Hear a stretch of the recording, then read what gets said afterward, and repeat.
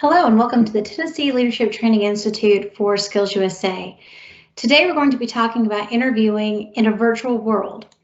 As you all know, with COVID-19, everything has become virtual. School's virtual, doctor's appointments are virtual, and interviewing is now becoming virtual. And as you prepare for interviews, there are things that are common from in-person interviews to virtual, but there are some components that are very unique to interviewing in a virtual setting. And so today we're going to talk through those tips, and we're going to watch a variety of videos that provide you with some key answers that will help you as you prepare for those virtual interviews. In our new normal, it's going to be important to master the skill of virtual interviewing. You will find that as you interview for scholarships for college, internships, your future job, everything is going to be in a virtual format for the foreseeable future. So we're going to start off by watching this 6-minute video on virtual interview tips. And as you watch this video, think about which tips you find most helpful. Another pro tip is there are 10 traits that employers are looking for in their employees. And these are some things that will help you whether it's a virtual interview or an in-person interview. And you can follow this link right here, which will show you these 10 tips.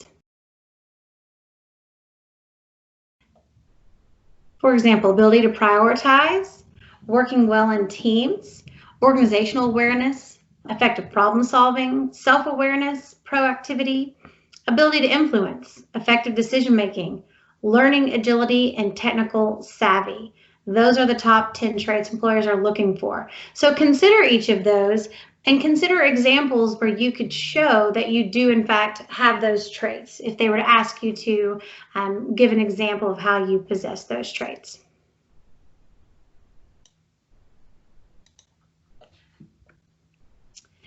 Second major tip is to update your login information. Many of us created emails when we were younger that might have had a nickname or something that would not be considered necessarily professional in our login. So you do not want to give a hiring manager a reason to question your professionalism.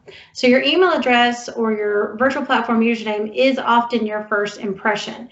So that one hilarious nickname that you still virtually go by might not be as funny to a prospective employer. So you may need to create a new email address simply for the interview process. Keep it simple. Try combinations of your first, middle, and last name. Avoid symbols and the numbers 1 and 0 because those can look like an O or an L. And depending on the font, it can be confusing to your outreach. So just consider what kind of impression you think your email and or username would give an employer. Now here's a common one we know about for interviewing. That's dressing for success. Projecting a professionalism goes far beyond your email address and your username. When you dress for a virtual interview, you would use the same professional standards as you would for a standard in-person interview. You want to show that you're serious about the position, but you also want to show that you're trustworthy and that you are competent and you are aware of what proper business attire is for that position. This link to the video below talks about what colors you should wear for your interview. They talk about things such as blue is a really good color to wear, but red is not. And black is not necessarily a great color to wear on the interviews. So take a moment and pause our session here and watch this video on what colors you should wear for your interview. I'm sure you're going to learn something new and exciting.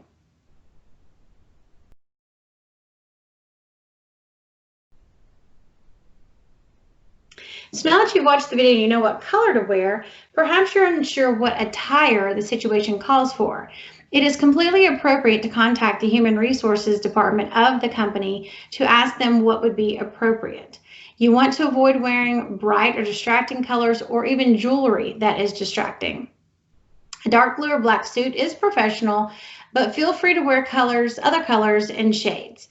They give examples that many shades of blue look great on a video, but gray and green can also work too. They caution against red, yellows, oranges, and pink as they do not look that great on videos. Also avoid overpowering patterns or really flashy accessories that are going to divert employers' attention. You want them to be focused on you and what you're saying, not on what you're wearing. Here's another little pro tip, an article about planning what to wear for your virtual interview. Feel free to pause, read this article to find out more information to help you as you prepare what to wear for your interview.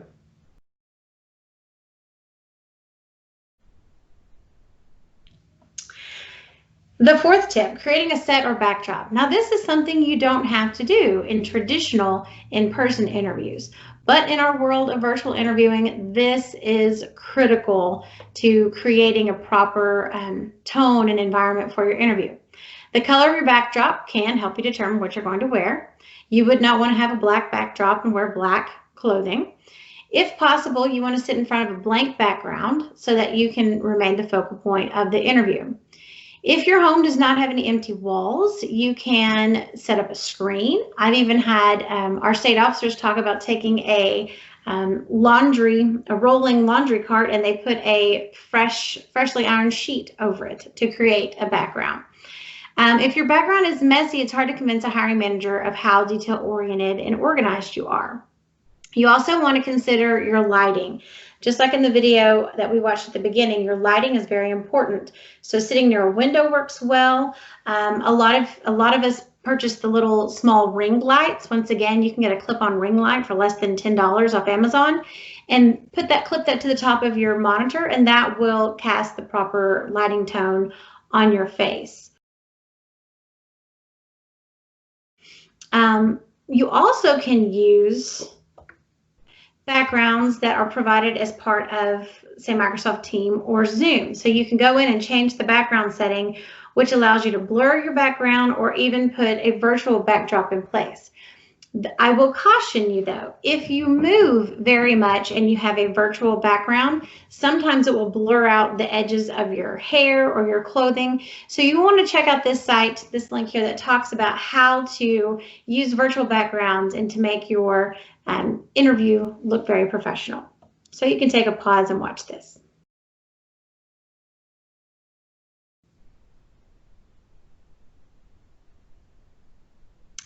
All right, our fifth main tip is about monitoring your body language. So in an in-person interview, you would be judged very much on your handshake and the enthusiasm that you would greet the employer with. This is not going to translate in a video because there is no handshaking, and it can be hard to even translate enthusiasm through an interview. So the main way to convey confidence is through your body language. Things like sitting up straight, not slouching, smiling, keep the camera at eye level so you're not looking up or down, just like we heard in the first video. And try your best to look directly into the camera. We all have a natural tendency to want to look at the screen, whether that's looking at ourselves on the screen or looking at the person we're speaking to, but that does divert your eyes down. I want to reiterate what the first speaker said in the video. Do not sit in a swivel chair. If you are nervous, that is going to show up and you will swivel in that chair, and it will come across very negatively in your video. Here's another YouTube link with some more great tips on how to monitor your body language in a virtual interview. It's also been shown that employers are more likely to remember what you said if you maintain eye contact. So stay focused, not on the screen image of the employer, but on the camera itself.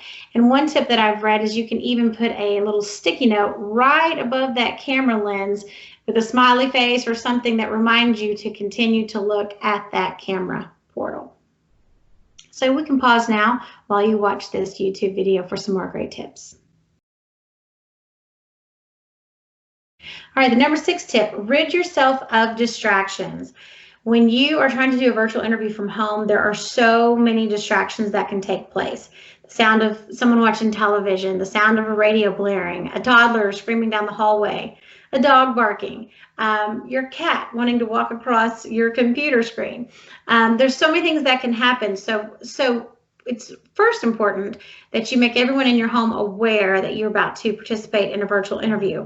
And the goal would be to get everybody out of the house, either if it's to the park to play or for a walk, something so that you do not have to worry about unexpected sounds taking place. You want to turn off the TV, silence your cell phone. Nothing worse than being in an interview and your phone start ringing. That would be in person or in a virtual, or an alert going off. So you want to make sure that that's turned off. Make sure you close windows to muffle any loud vehicles that may be driving by, any fire truck sirens that happen to drive by, anything like that that you can avoid, that is good. Plan for somebody to watch your children and your pets. You don't want Rover barking in the middle of your interview. That's not going to come across professional.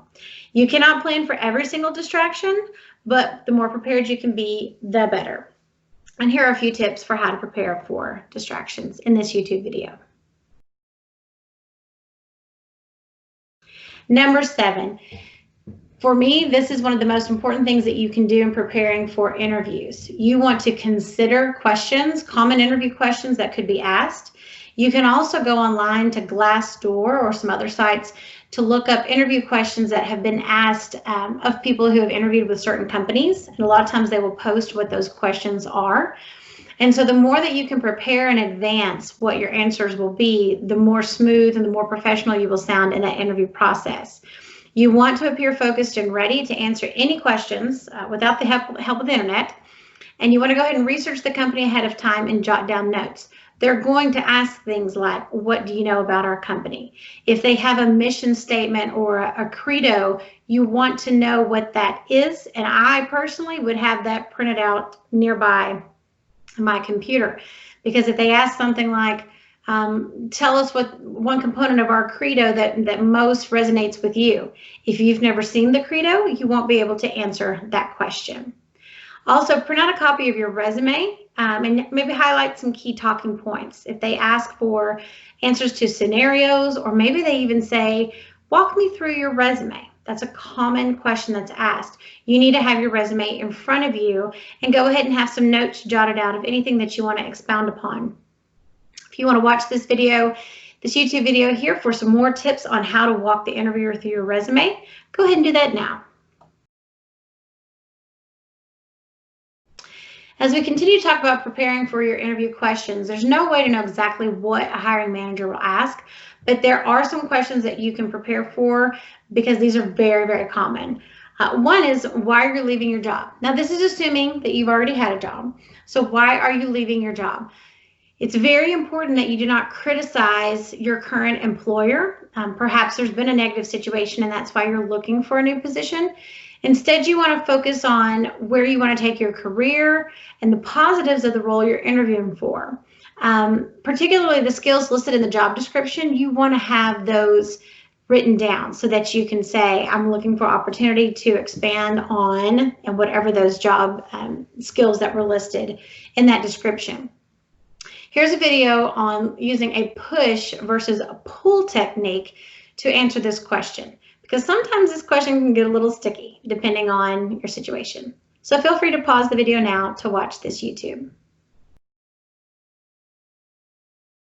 Another common question that could be asked is, what are your salary requirements? Now, if this is an hourly position and they've already posted the wage, this might not get asked of you, but be prepared that it can. You can, there's an article on negotiating your salary. There's also links to Glassdoor, PayScale, and Salary.com that will show you the average wage for the position that you're applying for. And you can match that against your education, your experience, and your geographic location to determine a salary range you're comfortable with. It's always easier to negotiate down, so if you're asked for your desired pay, respond with the highest number.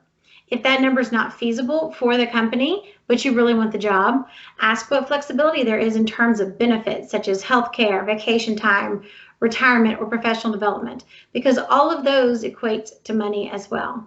For tips on how to answer this question about salary requirements, feel free to click on this YouTube link, and we'll pause. Here are a few more questions that you can go ahead and prepare answers to, both for a virtual or an in-person interview. What are your weaknesses? So this is not a time to start getting down on yourself and start telling every negative thing about you that exists. So you've really got to be careful when you're answering this question. Employers do want an authentic answer, not that, well, I work too hard. The key is to share a negative, but explain how you turned it into a positive. An example that's given is, perhaps you're not strong at delegating tasks, so you tend to do all the work yourself. So you may say that, but you might also describe a process that you've put in place to make you a more effective leader to help you avoid micromanaging projects. For those of you in Skills USA, this could be an example. You could give an example of a Skills USA chapter project or something that you did in a team and how you delegated responsibility so that you didn't do it all yourself. For tips on how to answer this question, here's a link to a YouTube video on how to answer what are your weaknesses.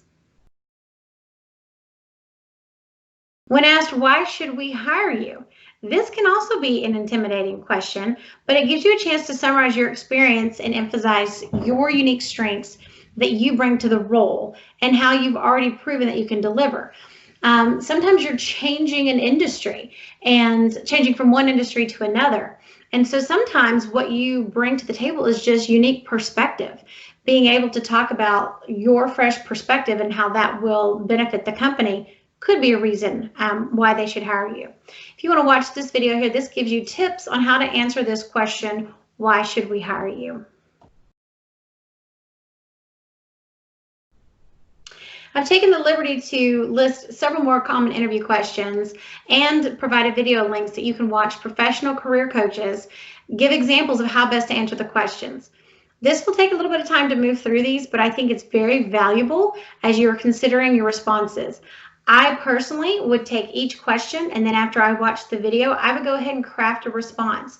Whether you write that out on a sheet of paper or you type it or you put some clip notes on a sticky note to put on your computer screen, I would take the time to go through each of these so that you know how to answer, tell me about yourself. That's always going to be a beginning question. Tell me about yourself. And they're not looking for you to say, oh, well, I go to such and such school. I have a cat. I have a dog. I like to water ski and collect Beanie Babies. Not that anybody would say that, but they're not wanting to know those kinds of things. As you describe yourself, you should be using words that correlate with that job description. I'm an energetic, outgoing professional who thrives on project management and organizational structure, and I work effectively with teams to accomplish company goals. Something along those lines. Not that exact rendition, but that's just something that popped out quickly for myself. Why are you interested in this role? That can be unique as well. You don't want to say, oh, well, my mom works here, so that's why I want to work here. Connect it to your career objectives. Connect it to how this fits into what you want to do with the rest of your life. What do you know about our company? You've got to, everybody has a website now. So you've got to spend some time digging through their website, learning about when they began, learning if they, like I said, if they have a mission or they have key objectives for their company. Know what products they sell or they make. Knowing that information is critical because if you've not taken the time to research the company you want to work for, they will probably pass you by. Questions like, what do you consider your biggest professional achievement? Where do you see yourself in 5 years? Those are all things that you need to take some time to think about. It will be hard to answer that in the moment, so you need to be prepared for this in advance so that you really, truly can give a solid answer of where you see yourself in 5 years and your biggest professional achievement. For some of you, you may still be in school in 5 years, and that's okay. But you can be talking about what degree you intend to be seeking at that time or what career you hope that you are going to be in at that time. Biggest professional achievements, if you've never worked in a job before, you can talk about school achievements. Maybe it was a project that was completed or a competition that you won, or maybe it was a community service event that you participated in. So there's not an exact box that you have to fit in for that answer. Now, this next one is what we call a behavioral question. They're wanting to see how you behave in certain situations. So tell me about a challenge at work and how you dealt with it. If you've never had a job before, it could be tell me about a challenge at school and how you dealt with it, or just in life. Once again, this is one you need to think about in advance and craft your answer because you do not want to get a negative tone or hone in on negative experiences in a way that brings out a negative feeling in you. That will show up in your face, that will show up in your voice, that will show up in the redness of your skin. So you need to go ahead and think about a challenge at work and how you dealt with it. And it doesn't have to be just something intense, but it could be maybe a time crunch situation and I had multiple deliverables due at the exact same time. So I had to create a calendar to determine what I was going to work on when, so that I made sure that I accomplished all of those deliverables when they were due. It can be that simple. It doesn't have to be a really dramatic experience. What is your expected salary? So this is on here twice because this is something that really gets a lot of people nervous. Probably even when you've heard me say, how do you answer what is your expected salary? Your mind, if you're like me, you're like, I don't know, what do I say? So watch this video as well to help you figure out how do you answer this question about expected salary. Another little pro tip, we talked about those Post-it notes in front of your camera, but jot down some high-level notes or some cliff notes, as I would say, to your responses to these questions, and have them either on the wall behind your monitor or maybe around the perimeter of your monitor, so that when they do ask those questions, you can glance to that Post-it note, see those key words, and that will trigger your response. You don't want to memorize your response, but you do want to have the conversation flow naturally and not feel forced or rehearsed. Tip number 8, be prepared to ask questions. So a lot of times we spend a lot of energy preparing on our answers to questions, but we forget to think about what questions we should ask. And an employer is looking to see that you are prepared, and in being prepared, you should have some questions in advance ready to go. So here are some examples. Things like, what does a typical day in the life of this role look like? Or what are the company's goals this quarter? Or how would you describe the ideal candidate for this position? Where does this role sit in the organization, and what other groups will I be working with? Can you walk me through the next steps of the hiring process? Any of those, all of those, a mixture of those would be great to ask. And here's another video that you can get tips on preparing questions for your future employer. So feel free to pause and watch this YouTube video. A few pro tips. Check out this link for interview questions that you may want to ask an employer. And here is a list of a tip for questions you do not want to ask. Make sure that you take a moment to watch the Don't Ask Questions video. Number 9, we're getting towards the end. You want to make a connection with that interview or interviewing team. This is whether it's virtual or in person. You never know how many interviews a company may conduct. There may be only 2 or 3, or there may be 50 or 100.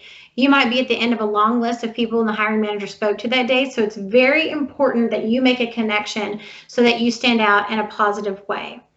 If you want to pause the session for just a moment, watch this video for tips on how to be remembered in your next interview.